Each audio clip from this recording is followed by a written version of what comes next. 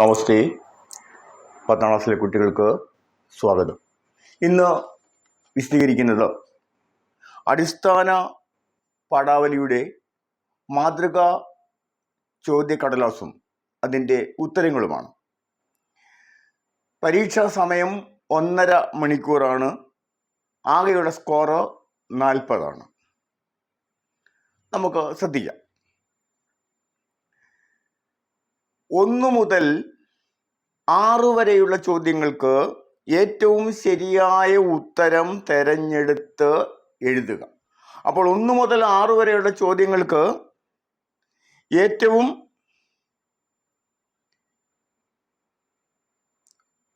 കൃത്യമായ ഉത്തരം എടുത്ത് നമുക്ക് എഴുതണം. 1. മുകളിൽ നിന്ന് കീഴോട്ട് ഊർന്നിറങ്ങുന്ന മാർക്കോസും താഴെ നിന്ന് മേലോട്ട് വളരുന്ന മത്തായിയും അയൽക്കാരായി പാർത്തു. ഈ വാക്യം കൊണ്ട് അർത്ഥമാക്കുന്നത് എന്താണ്? ഏത് പാഠമാണ്? കോഴിയും കിഴവി. ഇവിടെ എന്താണ് അർത്ഥമാക്കുന്നത്? സമ്പന്നനായിരുന്ന മാർക്കോസ് ദരിദ്രനാവുകയും ദരിദ്രനായിരുന്ന മത്തായി സമ്പന്നൻ ആവുകയും ചെയ്തു. അതാണ് അവിടെ അർത്ഥം ആക്കുന്നത്. 2ാമത്തെ ചോദ്യം. കുറ്റിപ്പുഴ കൃഷ്ണപിള്ളയുടെ കാഴ്ചപ്പാടിൽ ഭാരതത്തിലെ മറ്റ് സന്യാസിമാരിൽ നിന്ന് ശ്രീനാരായണ ഗുരു വ്യത്യസ്തനാവുന്നത് ഏത് കാര്യത്തിൽ ആണ്? എന്താണ് അതിൻ്റെ കാര്യം? ഉത്തരം എന്താണ്? സ്വന്തം മോക്ഷപ്രാപ്തിയല്ല, അടിച്ചമർത്തപ്പെട്ടവരുടെ വിമോചനമായിരുന്നു ശ്രീനാരായണ ഗുരുവിൻ്റെ പരമമായ ലക്ഷ്യം. അതാണ് അതിൻ്റെ ഉത്തരം. 3ാമത്തെ ചോദ്യം. അർത്ഥവ്യത്യാസം വരാതെ ഒറ്റവാക്യം ആക്കുക. കുഞ്ഞ് കരയുകയായിരുന്നു, അമ്മ അവനെ വാരിയെടുത്തു. ഇവിടെ 2 വാക്യങ്ങളാണ്. അർത്ഥവ്യത്യാസം വരാതെ ഒറ്റവാക്യമാക്കി മാറ്റണം. എപ്രകാരമാണ് ഉത്തരവെഴുതുന്നത്? കരയുന്ന കുഞ്ഞിനെ അമ്മ വാരിയെടുത്തു. അടുത്ത ചോദ്യം, 4ാമത്തെ ചോദ്യം. ഉണ്ട ചോറ് മറക്കരുത്. ഈ ചൊല്ല് മത്തായിയുടെ ജീവിതവുമായി ബന്ധപ്പെടുത്തി പറയുക. ഉത്തരം എന്താണ്?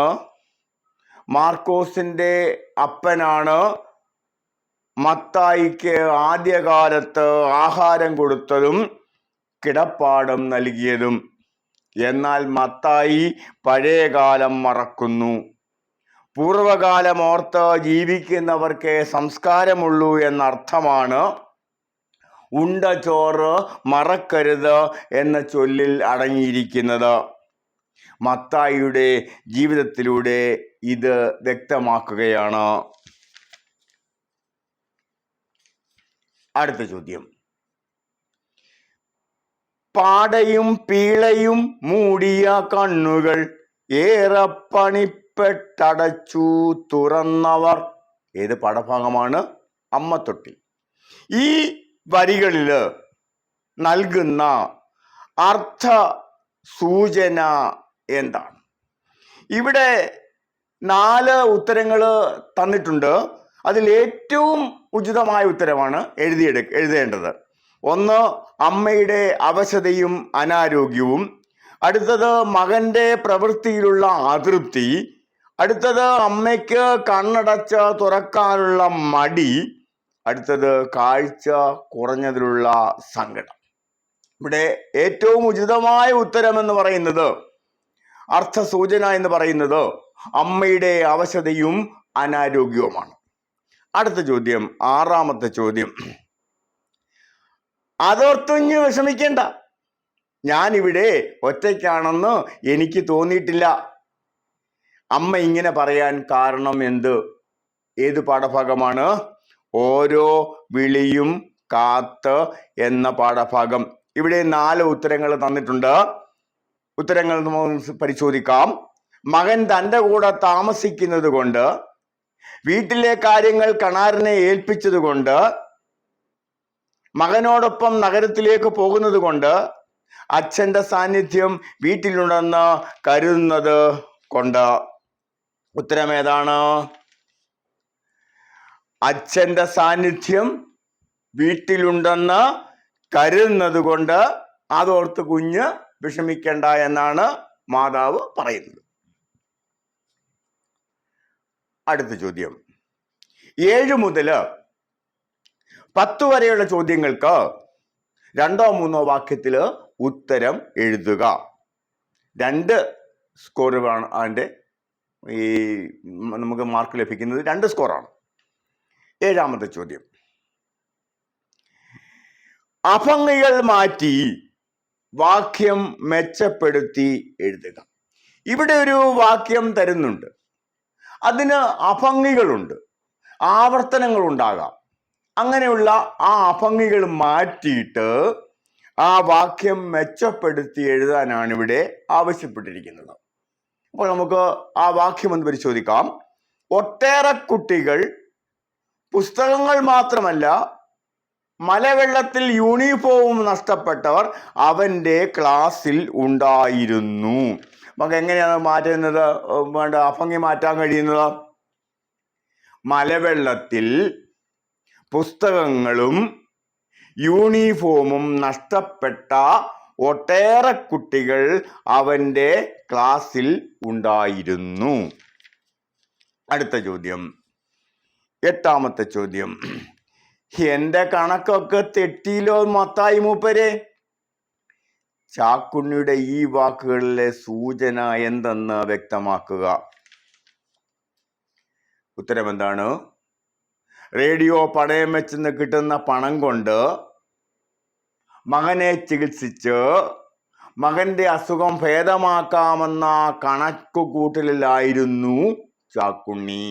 പക്ഷേ എത്രമാത്രം പണം ചെലവാക്കി മകനെ ചികിത്സിച്ചിട്ടും മകന്റെ അസുഖം ഭേദമായില്ല എന്ന് മാത്രമല്ല, മകൻ മരണമടയുകയും ചെയ്തു. റേഡിയോ പണയത്തിലുമായി.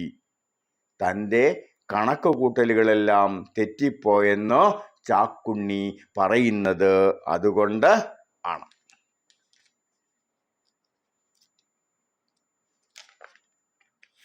അടുത്ത ചോദ്യം.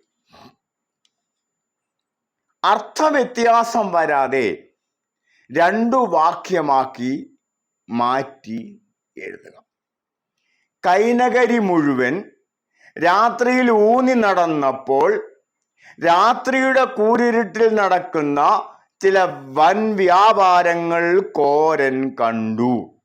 ഈ വലിയ വാചകം അർത്ഥവ്യത്യാസം കൂടാതെ 2 വാക്യമാക്കി മാറ്റി എഴുതണം. ഉത്തരം എപ്രകാരം നമുക്ക് എഴുതാൻ കഴിയും? ശ്രദ്ധിക്കാം. കോരൻ കൈനകരി മുഴുവൻ രാത്രിയിൽ ഊന്നി നടന്നു. അപ്പോൾ ഒരു വാചകമായി. 2ാം വാചകം. അപ്പോൾ രാത്രിയുടെ കൂരിരുട്ടിൽ നടക്കുന്ന ചില വൻ വ്യാപാരങ്ങൾ അവൻ കണ്ടു. അടുത്ത ചോദ്യം, 10ാമത്തെ ചോദ്യം. പെറ്റുകിടക്കും തെരുവുപട്ടിക്കെന്തൊരൂറ്റം, കുരച്ചത് ചാടിക്കുതിക്കുന്നു. ഈ വരികൾ നൽകുന്ന അർത്ഥസൂചനകൾ എന്തെല്ലാം? 2 എണ്ണം കുറിക്കുക. ഏത് പാഠഭാഗമാണ്? അമ്മത്തൊട്ടിൽ. ഉത്തരം എന്താണ്? വിശേഷബുദ്ധിയില്ലാത്ത തെരുവു പട്ടിയുടെ മാതൃസ്നേഹം മകന്റെ മാതാവിനോടുള്ള സ്നേഹശൂന്യത സംരക്ഷിക്കാൻ കാണിക്കുന്ന ജാഗ്രത. മൃഗങ്ങളിൽ പോലുമുള്ള മാതൃപുത്ര ബന്ധത്തിന്റെ ഊഷ്മളതയാണ് ഇവിടെ കാണിക്കുന്നത്. പ്രകൃതിയും മിണ്ടാപ്രാണിയും മനുഷ്യന് നൽകുന്ന പാഠങ്ങളാണ് ഈ വരികളിൽ വ്യക്തമാക്കുന്നത്. അത് ശ്രദ്ധിക്കാം. 11 മുതൽ 17 വരെയുള്ള ചോദ്യങ്ങൾക്ക് അരപ്പുറത്തിൽ കവിയാതെ ഉത്തരം എഴുതുക. 4 സ്കോർ വീതം. ഇവിടെ സ്കോർ എത്രയാണ്? 4. അപ്പോൾ അരപ്പുറത്തിൽ കവിയാതെ ഉത്തരം എഴുതണം. 11ാമത്തെ ചോദ്യം ശ്രദ്ധിക്കാം. സമ്പത്തിനോടും മൂല്യങ്ങളോടുമുള്ള മനോഭാവത്തിന്റെ കാര്യത്തിൽ തലമുറകൾ തമ്മിലുള്ള വ്യതിയാനത്തിന്റെ കഥയാണ് കോഴിയും കിഴവിയും. ഈ നിരീക്ഷണത്തോട് നിങ്ങൾ യോജിക്കുന്നുണ്ടോ? അഭിപ്രായം സമർത്ഥിക്കുക. ഉത്തരം നമുക്ക് ശ്രദ്ധിക്കാം. ആ അഭിപ്രായത്തോട് പൂർണ്ണമായും യോജിക്കുന്നുണ്ട്. മനുഷ്യബന്ധങ്ങൾക്ക് പണത്തേക്കാൾ പ്രാധാന്യം നൽകിയിരുന്ന ഒരു പഴയ തലമുറ കുറച്ചു കാലം മുമ്പ് വരെ നമ്മുടെ നാട്ടിലുണ്ടായിരുന്നു.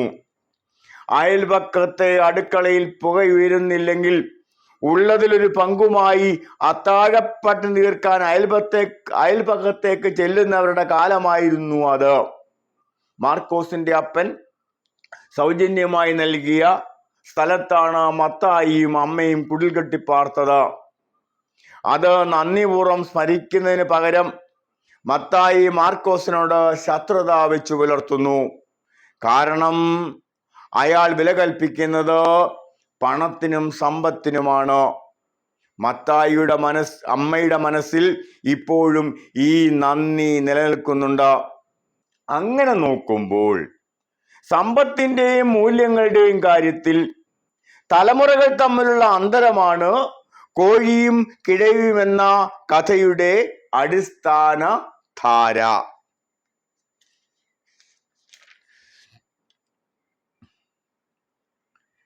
അടുത്ത ചോദ്യം, 12ാമത്തെ ചോദ്യം.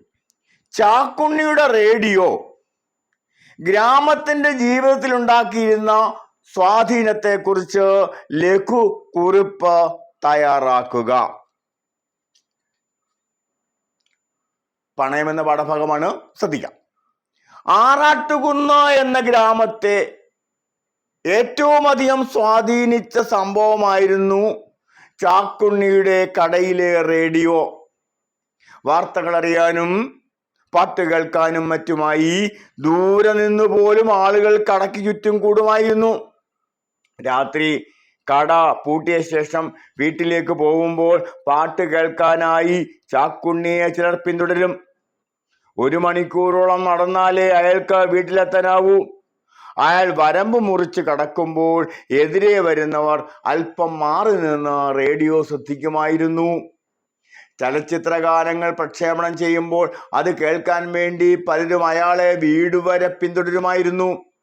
ആ ഗ്രാമത്തിന്റെ കലാവാസനകളെ മാത്രമല്ല സാമൂഹിക ബോധത്തെയും വളരെ ഏറെ സ്വാധീനിച്ച ഒന്നായിരുന്നു ചാക്കുണ്ണിയുടെ റേഡിയോ. അടുത്ത ചോദ്യം, 13ാമത്തെ ചോദ്യം. ജാതിയുടെ കാര്യത്തിൽ മൃഗങ്ങൾക്കുള്ള വിവേകം പോലും മനുഷ്യനില്ലെന്ന് ശ്രീനാരായണ ഗുരുസ്വാമി സമർത്ഥിക്കുന്നത് എപ്രകാരം ആണ്? ഉത്തരം ശ്രദ്ധിക്കാം. സാധാരണക്കാർക്ക് പോലും മനസ്സിലാവുന്ന വിധത്തിലാണ് ജാതിയുടെ നിരർത്ഥകതയെ നാരായണ ഗുരു എതിർത്തതും പരിഹസിച്ചതും. ഒരു പട്ടിക്ക് മറ്റൊരു പട്ടിയെ കണ്ടാൽ അത് തൻ്റെ ജാതിയിലുള്ളതാണെന്ന് മനസ്സിലാക്കാൻ ഒരു വിഷമവും ഇല്ല. മൃഗങ്ങളെക്കാൾ വിശേഷ ബുദ്ധിയുള്ളവരാണ് തങ്ങളെന്ന് അഭിമാനിക്കുന്നവരാണ് മനുഷ്യർ. പക്ഷേ മനുഷ്യർക്ക് സ്വന്തം ജാതിയെ തിരിച്ചറിയാനുള്ള കഴിവില്ല.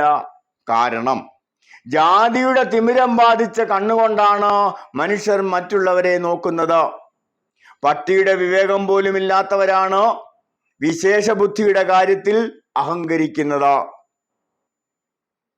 സത്യത്തിൽ വിശേഷ ബുദ്ധിയുടെ കാര്യത്തിൽ പട്ടി പോലും മനുഷ്യരെക്കാൾ എത്രയോ ഉയരത്തിലാണ്.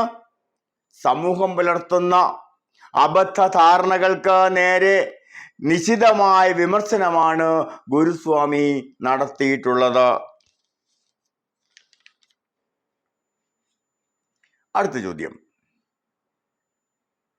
എങ്കിലും അമ്മയോരോർമ്മയായി ആദിമസംഗീതമായി വന്നു മൂളുന്നിടയ്ക്കിടെ. മാതൃഭാഷയോടുള്ള ബന്ധത്തിന്റെ ആഴം ഈ വരികൾ വ്യക്തമാക്കുന്നുണ്ടോ? വിശകലനം ചെയ്ത് കുറിപ്പ് തയ്യാറാക്കുക. ഉത്തരം ശ്രദ്ധിക്കാം. ഏതൊരാളുടെയും മനസ്സിന് ഏറ്റവും എളുപ്പത്തിൽ മനസ്സിലാവുന്നത് അയാളുടെ മാതൃഭാഷയാണ്.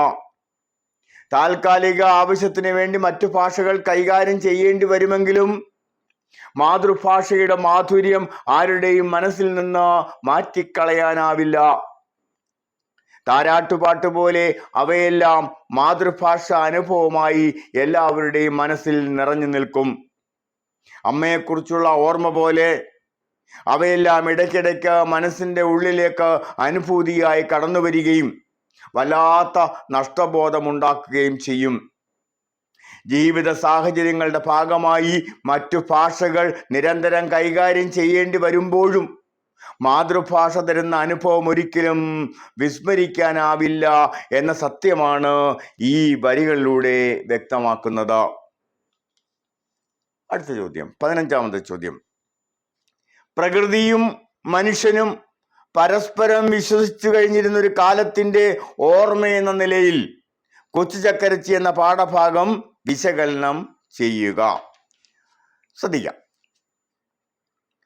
അപകടകരമായ വിധത്തിൽ വീടിനോട് ചേർന്ന് നിൽക്കുന്ന ഉള്ളു ദ്രവിച്ച കൊച്ചു ചക്കരച്ചി മാവ് ഒരിക്കലും അപകടമുണ്ടാക്കില്ലെന്ന വിശ്വാസവുമായി ജീവിക്കുന്ന അമ്മ പ്രകൃതിയെ ആഴത്തിൽ വിശ്വസിക്കുന്ന ഒരു തലമുറയുടെ പ്രതിനിധിയാണ്. വീട്ടുമുറ്റത്തെയും പറമ്പിലെയും മരങ്ങളെ പേരിട്ട് വിളിക്കുന്നത് ആ പാരസ്പര്യത്തിന്റെ അടയാളമാണ്. കേവലം ഉപഭോഗ വസ്തു മാത്രമായി പ്രകൃതിയെ കാണുന്നവർക്ക് ഈ കാഴ്ചപ്പാട് പമ്പരവിഡിതമായി തോന്നാനിടയുണ്ട്. എന്നാൽ പ്രകൃതിയോട് ചേർന്ന് ജീവിച്ചിരുന്നവർക്ക് ജീവിതത്തെ മുന്നോട്ട് നയിക്കുന്ന നേർവഴിയാണ് അത്. നല്ല കാറ്റും മഴയുമുള്ള ദിവസങ്ങളിൽ ലേഖകന്റെ അമ്മ പൂമുഖത്ത് വന്നിരിക്കുന്നത് പ്രകൃതി ചതിക്കില്ല എന്ന ഉത്തമമായ വിശ്വാസത്താലാണ്. ആ വിശ്വാസം പൂർണ്ണമായും ശരിയാണെന്ന് തോന്നിപ്പിക്കുന്ന വിധത്തിലാണ് കൊച്ചു ചക്കരച്ചി ആർക്കും അപകടം വരുത്താതെ നിലം പതിച്ചതും. അടുത്ത ചോദ്യം, 16ാമത്തെ ചോദ്യം. പാരമ്പര്യത്തിന്റെയും സംസ്കാരത്തിന്റെയും നന്മകളെ നിഷേധിക്കുന്ന പുതിയ കാലത്തിന്റെ മനോഭാവത്തോടുള്ള വൈലോപ്പിള്ളിയുടെ പ്രതികരണം ഓണമുറ്റത്ത് എന്ന കവിതയെ മുൻനിർത്തി വിശകലനം ചെയ്യുക. ഉത്തരം ശ്രദ്ധിക്കാം. പാരമ്പര്യത്തെയും സംസ്കാരത്തെയും ആശ്ലേഷിക്കുന്ന കവിയുടെ നിലപാടുകൾ പുതുതലമുറ പുച്ഛത്തോടെയാണ് കാണുന്നത് എന്ന പരിഭവം വൈലോപ്പിള്ളിയുടെ വാക്കുകളിലുണ്ട്. ആരെല്ലാം എതിർത്താലും പുച്ഛിച്ചാലും തൻ്റെ നിലപാടുകളിൽ ഉറച്ചു നിൽക്കുന്ന കവിയെയാണ് ഓണമുറ്റത്ത് എന്ന കവിതയിൽ കാണാൻ കഴിയുന്നത്. സാംസ്കാരിക പാരമ്പര്യങ്ങളുള്ള കൂറും അഭിമാനവുമാണ് അദ്ദേഹത്തിന്റെ വാക്കുകളിൽ നിറഞ്ഞു നിൽക്കുന്നത്. മാനുഷിക ഭാവങ്ങൾ പ്രകടമാക്കുന്ന പ്രകൃതിയാണ് കവിയെ പാടാൻ പ്രേരിപ്പിക്കുന്നത്. താൻ പുള്ളുവനാണെന്നും വരാനിരിക്കുന്ന നന്മകൾ പ്രകീർത്തിച്ചുകൊണ്ട് പാട്ടുപാടാനാണ് വന്നിരിക്കുന്നതെന്നും കവി പറയുന്നത് പാരമ്പര്യത്തിലും സംസ്കാരത്തിലുമുള്ള അടിയുറച്ച വിശ്വാസം കൊണ്ടാണ്. ആ നന്മകളെ നിഷേധിക്കുന്ന യാതൊന്നിനോടും ചേർന്ന് നിൽക്കാനോ അംഗീകരിക്കാനോ അദ്ദേഹം തയ്യാറാവുന്നില്ല എന്നതും ശ്രദ്ധേയമാണ്. ആരെല്ലാം എതിർത്താലും തൻ്റെ നിലപാടുകളിൽ ഉറച്ചു നിൽക്കുമെന്ന വിശ്വാസമാണ് കവിയെ നയിക്കുന്നത്. അടുത്ത ചോദ്യം, 17ാമത്തെ ചോദ്യം. ഒന്നിനും കൊള്ളരുതാത്തൻ എന്നവൾ ഇന്നും പഴി പറഞ്ഞേക്കും. ഈ വരികൾ ഉൾക്കൊള്ളുന്ന സാമൂഹിക യാഥാർത്ഥ്യത്തെക്കുറിച്ച് ലഘുക്കുറിപ്പ് തയ്യാറാക്കുക. ഉത്തരം ശ്രദ്ധിക്കാം. സ്ത്രീയാണ് കുടുംബത്തിന്റെ നെടുന്തൂൺ. അമ്മയാണെങ്കിലും സഹോദരിയാണെങ്കിലും തൻ്റെ സ്ഥാനത്തിന് ഇളക്കം തട്ടുന്ന ഒന്നും അംഗീകരിക്കാൻ ഒരു സ്ത്രീയും തയ്യാറാവില്ല. ഭർത്താവിൻ്റെ അമ്മ കാലഹരണപ്പെട്ടതാവുന്നത് ഈ സാഹചര്യത്തിലാണ്. ഈ സംഘർഷമാണ് അണുകുടുംബം നേരിടുന്ന ഏറ്റവും വലിയ പ്രതിസന്ധി. ഉപയോഗം കഴിഞ്ഞ ചായക്കപ്പ് പോലെ ഭർത്താവിൻ്റെ അമ്മയെ ഉപേക്ഷിക്കാൻ ഭർത്താവിനെ പ്രേരിപ്പിക്കുന്ന, ഭർത്താവിനെ നിർബന്ധിക്കുന്ന ഭാര്യയെ ഈ കണ്ണിലൂടെയാണ് കാണേണ്ടത്. മകനെന്ന നിലയിൽ അമ്മയെക്കുറിച്ചുള്ള ഓർമ്മകൾ അമ്മയെ ഉപേക്ഷിക്കാൻ തടസ്സമായേക്കാം. അത്തരം ചിന്തകളൊന്നും ഭാര്യയെ അലട്ടുന്നില്ല. സ്വസ്ഥവും സ്വതന്ത്രവുമായ ജീവിതത്തിന് വേണ്ടി അമ്മയെ ഉപേക്ഷിക്കാൻ തയ്യാറാവാത്ത മകനെ ഒന്നിനും കൊള്ളരുതാത്തവനെ ആയാണ് ഭാര്യ കണക്കാക്കുന്നത്. അമ്മയെ വഴിയിൽ ഉപേക്ഷിക്കാനാവാതെ തിരിച്ചു വരുന്ന ഭർത്താവിനെ പുച്ഛത്തോടെ ഭാര്യ വിളിക്കുന്ന ഓമനപ്പേരാണ് ഒന്നിനും കൊള്ളരുതാത്തവൻ എന്നത്. വൃദ്ധസദനങ്ങളിലും തെരുവുകളിലും മാതാപിതാക്കൾ ഉപേക്ഷിക്കപ്പെടുന്നതിൻ്റെ ഒരു കാരണം ഇതാണ്.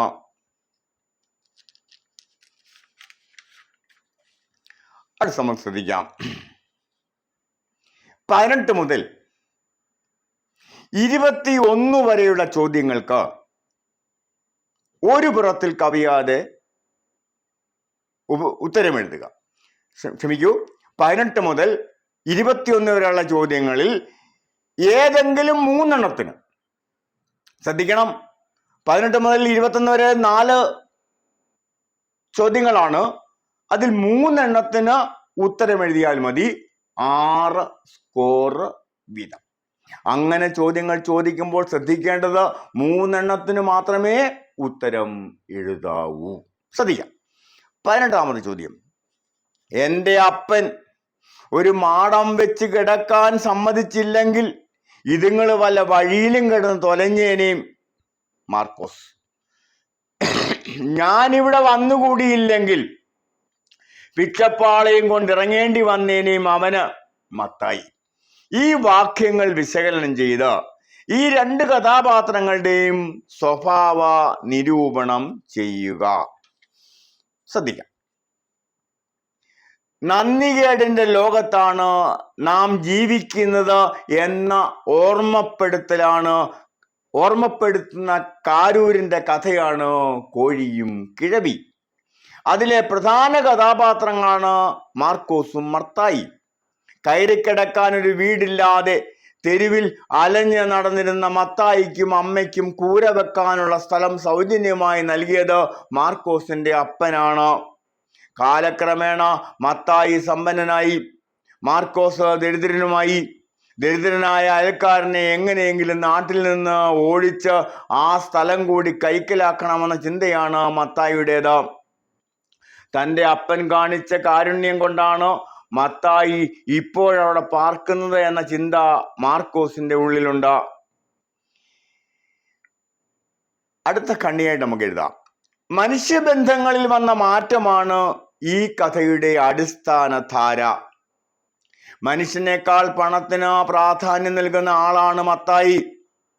മനുഷ്യത്വവും കാരുണ്യവും നന്ദിയും ഒന്നും മത്തായിയുടെ ജീവിത നിഘണ്ടുവിലില്ല. ഉള്ളത് പകയാണ്, എങ്ങനെയും അയൽക്കാരനെ ചതിക്കാനുള്ള കുടിലബുദ്ധിയും. അതുകൊണ്ടാണ് മത്തായിയും ഭാര്യയും കറിവെച്ച് കഴിച്ച കോഴിയെ മാർക്കോസ് മോഷ്ടിച്ചതാണെന്ന് കള്ളക്കേസുണ്ടാക്കിയത്. മാർക്കോസിന്റെ അപ്പന്റെ കാരുണ്യം പറ്റിയത് വലിയൊരു കുറച്ചിലായി അയാൾ കണക്കാക്കുകയും ചെയ്യുന്നുണ്ട്. പുതുപ്പണക്കാരന്റെ മനോഭാവമാണ് മത്തായി പ്രകടമാക്കുന്നത്. ലാസ്റ്റ് ഖണ്ഡിക. മനസ്സിൽ നന്മയുള്ള ആളാണ് മാർക്കോസ്. സത്യസന്ധനുമാണ് അയാൾ. കുട്ടികൾ ആരുടെ ഏറുകൊണ്ട് ജീവൻ പോയ അയൽക്കാരന്റെ കോഴിയെ ഉടമസ്ഥന് തന്നെ നൽകിയത് ആ സത്യസന്ധതയ്ക്ക് തെളിവാണ്. തന്നെ തോൽപ്പിക്കാനാണ് മത്തായി ശ്രമിക്കുന്നത് എന്ന് മാർക്കോസിന് അറിയാം. സാമ്പത്തികമായ പിന്നോക്കാവസ്ഥ അയാളെ ദുർബലനാക്കുന്നുണ്ടെങ്കിലും പാരമ്പര്യത്തെക്കുറിച്ചുള്ള അഭിമാനത്തിന്റെ കരുത്ത് അയാൾക്കുണ്ട്. തൻ്റെ അപ്പൻ മത്തായിയുടെ കുടുംബത്തോട് കാണിച്ച കാരുണ്യത്തെക്കുറിച്ച് അഭിമാനത്തോടെയാണ് അയാൾ പറയുന്നത്. പോലീസ് പിടിച്ചുകൊണ്ടു പോകുമ്പോഴും മത്തായിയുടെ അമ്മയെ കണ്ട് യാത്ര പറയാൻ ശ്രമിക്കുന്നതിലും മാർക്കോസിന്റെ സ്വഭാവ മഹത്വം നമുക്ക് കാണാൻ കഴിയും.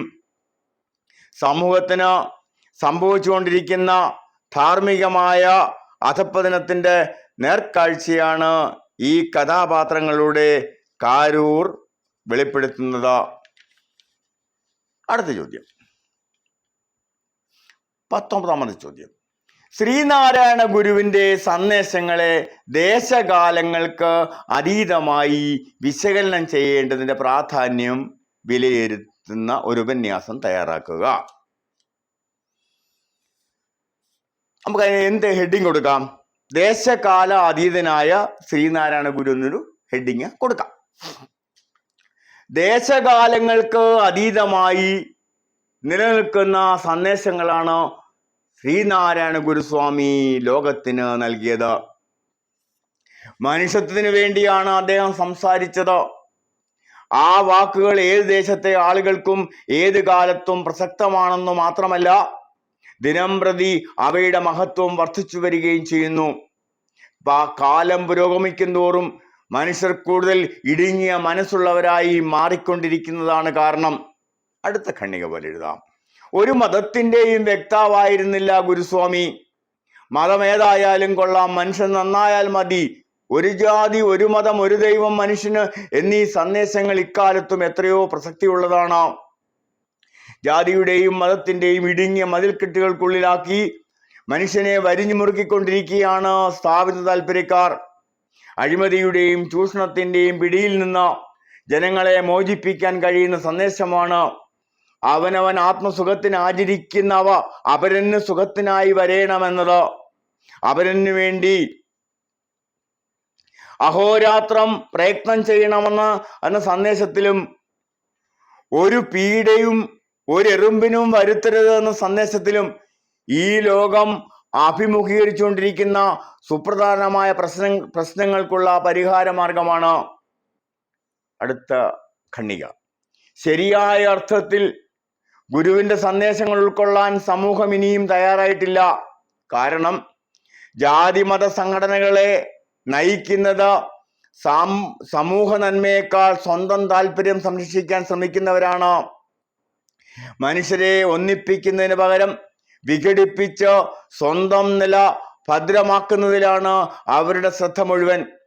ഈ പ്രതിലോമ ശക്തികളെ തോൽപ്പിക്കാനുള്ള വഴി ഗുരുവിന്റെ സന്ദേശങ്ങളെ ശരിയായ അർത്ഥത്തിൽ സമൂഹ മനസ്സിലേക്ക് പകരുക എന്നതാണ്. ലോകം മുഴുവനുമുള്ള മനുഷ്യരെ സ്നേഹത്തിന്റെ ചരടിൽ ഒന്നിപ്പിക്കാനും സമാധാനത്തിന്റെ വഴിയിലേക്ക് നയിക്കാനും ഗുരുവിന്റെ സന്ദേശങ്ങൾക്ക് തീർച്ചയായും കഴിയും. അടുത്ത ചോദ്യം. വിദേശത്തെ ഉയർന്ന ജോലി പ്രതീക്ഷിക്കുന്നവരാണ് മലയാളികളിൽ ഭൂരിഭാഗവും. കേരളത്തിൽ അത്തരം തൊഴിലവസരങ്ങൾ കുറവുമാണ്. മാതൃഭാഷയേക്കാൾ പ്രാധാന്യം ഇംഗ്ലീഷ് ഉൾപ്പെടെയുള്ള മറ്റു ഭാഷകൾക്ക് നൽകുന്നവരെ കുറ്റം പറയുന്നതിൽ എന്തർത്ഥമാണുള്ളത്? സമകാലിക സാമൂഹിക യാഥാർത്ഥ്യങ്ങളെ വിമർശനാത്മകമായി വിലയിരുത്തുന്ന ലേഖനം തയ്യാറാക്കുക. അപ്പൊ നമുക്ക് അതിന് ഹെഡിങ് എങ്ങനെ കൊടുക്കാം? മാതൃഭാഷയും മറ്റ് ഭാഷകളും എന്ന് ഹെഡിങ് കൊടുക്കാം. ലോക ഭാഷയാണ് ഇംഗ്ലീഷ്. കേരളത്തിന് വെളിയിൽ സഞ്ചരിക്കാനും ആളുകളുമായി ഇടപെടാനും ഏറ്റവും അധികം സഹായിക്കുന്നത് ഇംഗ്ലീഷ് ഭാഷയാണ്. വിവിധ വിഷയങ്ങളെക്കുറിച്ചുള്ള ആധികാരിക ഗ്രന്ഥങ്ങൾ കൂടുതലും ഇംഗ്ലീഷിലാണുള്ളത്. ഉന്നത പഠനത്തിനും ഗവേഷണങ്ങൾക്കുമെല്ലാം ഇംഗ്ലീഷ് ഭാഷയിലുള്ള പ്രാവീണ്യം കൂടിയേ തീരൂ. ഉയർന്ന തൊഴിലവസരങ്ങൾ കേരളത്തിൽ താരതമ്യേന കുറവാണ്. വിദേശ രാജ്യങ്ങളിൽ അത്തരം ഉയർന്ന ജോലി സാധ്യതകൾ കൂടുതൽ ഉണ്ടുതാനും. ആളുകൾ ഇംഗ്ലീഷിന് പിന്നാലെ പായുന്നതിൽ അവരെ കുറ്റം പറയാനാവില്ല. അടുത്ത ഖണ്ഡിക പോലെ നമുക്ക് എഴുതാം. ഈ പറഞ്ഞ കാര്യങ്ങൾ 100% ശരിയാണ്. ഇംഗ്ലീഷ് എന്നല്ല, ഏതു ഭാഷയും പഠിക്കുന്നത് നല്ലത് തന്നെയാണ്. മാതൃഭാഷയ്ക്ക് പകരം ഇംഗ്ലീഷ് പഠിപ്പിക്കുന്നതിനോടാണ് നമുക്ക് വിയോജിപ്പുള്ളത്. അത് അന്ധമായ മാതൃഭാഷാ സ്നേഹം കൊണ്ടല്ല, മാതൃഭാഷ മനസ്സിന്റെ ഭാഷയായതുകൊണ്ട് മാത്രമാണ്. ഒരു കുഞ്ഞിന്റെ സ്വാഭാവികമായ മാനസിക വളർച്ച സാധ്യമാകുന്നത് മാതൃഭാഷയിലൂടെ മാത്രമാണ്. അമ്മയുടെ വയറ്റിൽ ജന്മമെടുക്കുന്നത് മുതൽ സംസ്കാരത്തിന്റെയും പാരമ്പര്യത്തിന്റെയും കണികകൾ ജീനുകളിൽ രേഖപ്പെടുത്തിയിട്ടുണ്ടാവും. അവ സ്വാഭാവികമായി വളർന്നു വന്നാൽ മാത്രമേ കുഞ്ഞിന്റെ ഭാവനയും ചിന്തയും വളർന്നു വികസിക്കുകയുള്ളൂ. മാതൃഭാഷ മാത്രമാണ് അതിനുള്ള പോംവഴി. വിദേശ ഭാഷയെ മാതൃഭാഷയിലൂടെ മനസ്സിലാക്കിക്കൊണ്ടാണ് ഏതൊരാളും പഠിക്കുന്നത്. തടസ്സമില്ലാതെ ചിന്തിക്കാനും സ്വപ്നം കാണാനും മനസ്സു തുറക്കാനും കഴിയുന്നത് മാതൃഭാഷയിലൂടെ മാത്രമാണ്. പെറ്റമ്മയിൽ നിന്ന് മാറ്റി പോറ്റമ്മയെ വളർത്താനേൽപ്പിക്കുന്ന അവസ്ഥയാണ് മാതൃഭാഷയിൽ നിന്ന് അകറ്റുമ്പോൾ ഒരു കുഞ്ഞിന് ഉണ്ടാകുന്നത്. ഈ സത്യം ശരിയായ രീതിയിൽ മനസ്സിലാക്കാത്തത് കൊണ്ടാണ് മാതൃഭാഷയുടെ സ്ഥാനം മറ്റു ഭാഷകൾക്ക് നൽകുന്നത്. അത് ഗുണത്തേക്കാൾ ദോഷമാണ് വരുത്തി വയ്ക്കുന്നത്. അടുത്ത കണിക. മലയാളത്തിൽ ശാസ്ത്രഗ്രന്ഥങ്ങൾ കുറവാണ്. അത് പരിഹരിക്കേണ്ടത് ഇംഗ്ലീഷിലും മലയാളത്തിലും ഒരുപോലെ പ്രാവീണ്യം നേടിയ മലയാളികൾ തന്നെയാണ്. മലയാളത്തിന് പകരം അന്യഭാഷകൾ പഠിപ്പിച്ചുകൊണ്ടല്ല ആ കുറവുകൾ പരിഹരിക്കേണ്ടത്. മാതൃഭാഷയുടെ പ്രാധാന്യം കുറയ്ക്കാതെ ആവശ്യമായ മറ്റു ഭാഷകൾ പഠിക്കാൻ അവസരം നൽകുകയാണ് ശരിയായ മാർഗം. ശ്രദ്ധിക്കേണ്ട വേറൊരു കാര്യം, 18 മുതൽ 21 വരെയുള്ള ചോദ്യങ്ങളിൽ ഏതെങ്കിലും 3 എണ്ണത്തിന് ഉത്തരം എഴുതിയാൽ മതി.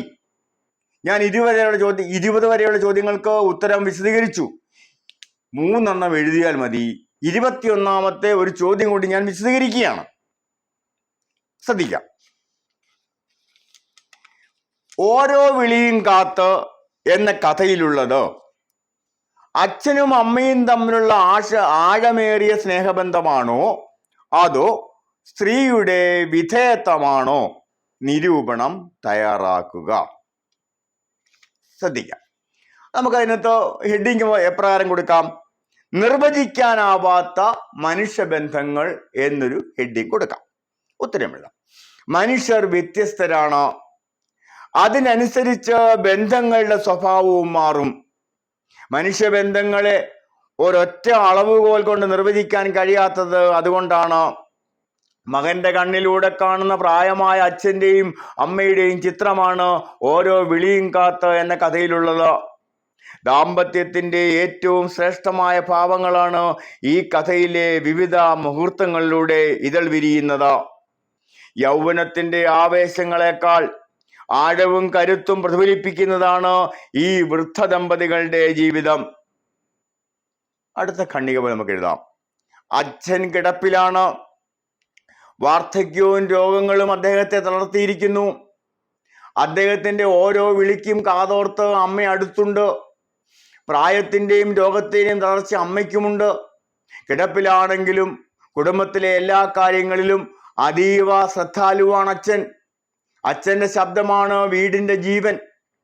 അച്ഛന്റെയും അമ്മയുടെയും പരിഭവം പറച്ചിലുകളിൽ അവരുടെ സ്നേഹം തുളുമ്പി നിൽക്കുന്നുണ്ട്. ഒരുപക്ഷേ അമ്മയുടെ ശബ്ദം ഇടയ്ക്കിടെ കേൾക്കാനാവണം അച്ഛൻ പരിഭവം പറയുന്നത്. അച്ഛന്റെ മരണത്തോടെ ഈ വീട് നിശബ്ദമായി. ഒറ്റയ്ക്കായി പോയ അമ്മയെ നഗരത്തിലെ തൻ്റെ വീട്ടിലേക്ക് കൊണ്ടുപോകാനുള്ള ശ്രമത്തിലാണ് മകൻ. അമ്മ അതിന് തയ്യാറല്ല. അച്ഛന്റെ സാന്നിധ്യം ഇപ്പോഴും ആ വീട്ടിൽ അമ്മ അനുഭവിക്കുന്നുണ്ട്. അദ്ദേഹം വിളിക്കുന്നത് പലപ്പോഴും അമ്മ കേൾക്കുന്നു. അച്ഛന്റെ മരണം അറിയാതെ പലരും അച്ഛനെ അന്വേഷിക്കാറുണ്ട്. പോയി എന്ന അമ്മ മറുപടി പറയുന്നത് അച്ഛനെങ്ങും പോയിട്ടില്ലെന്ന് മനസ്സിൽ ഉറപ്പിച്ചുകൊണ്ടാണ്.